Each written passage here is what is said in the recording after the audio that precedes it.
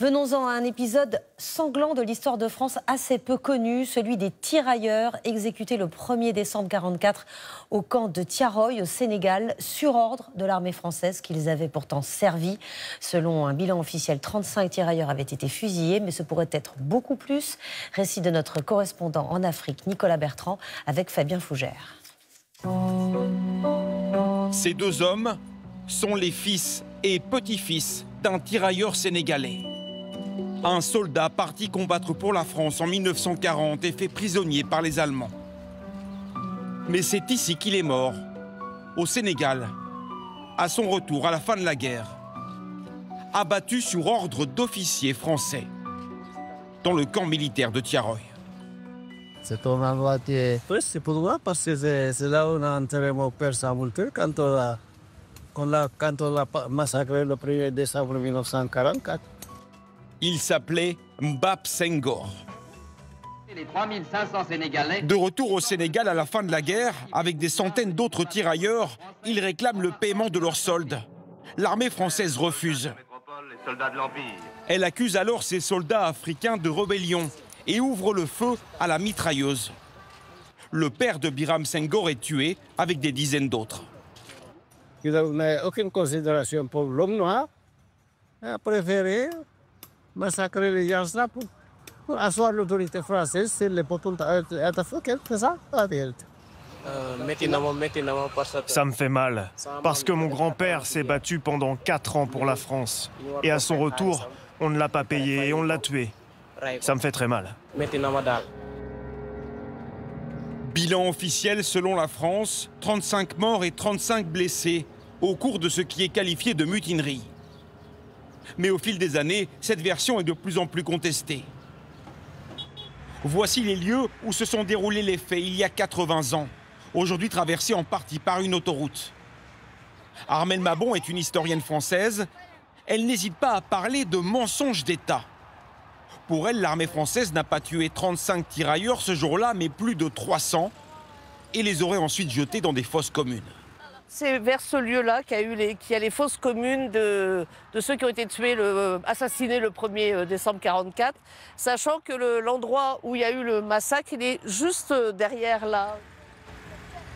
Armelle Mabon a lancé plusieurs procédures judiciaires contre le ministère des Armées pour réclamer un accès total aux archives de Tiaroy. Mais elle souhaite que la France aille encore plus loin. Il faut que la France demande l'autorisation au Sénégal pour faire des fouilles avec des moyens techniques que la France possède, et puis pour essayer de voir et faire la lumière sur le nombre de corps qu'il y a ici, quoi. C'est une vaste supercherie mémorielle qui dure maintenant depuis 80 ans. Un premier pas a été fait par le ministère français des Armées il y a 4 mois. 6 tirailleurs assassinés à Tiaroy ont été reconnus morts pour la France dans des courriers adressés à leurs familles. Une mention honorifique qui pourrait ouvrir la voie à des compensations financières.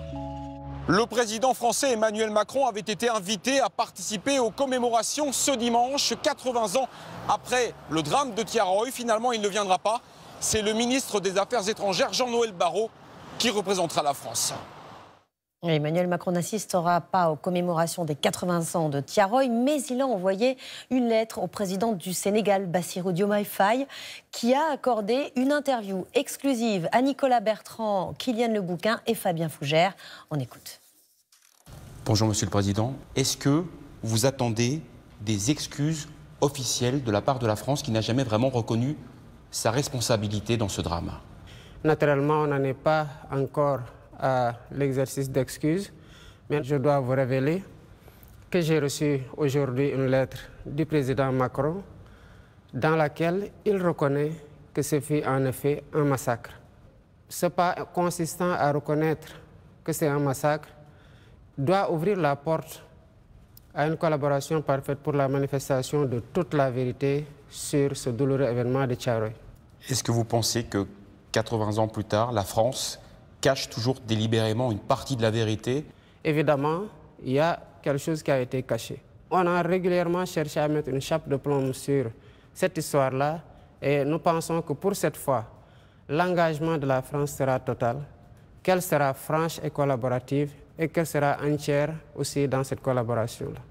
Il y a toujours aujourd'hui au Sénégal une présence militaire française, environ 350 soldats, des hommes et des femmes, basés sur plusieurs camps, ici même à Dakar. Est-ce que vous êtes favorable à cette présence militaire française dans votre pays?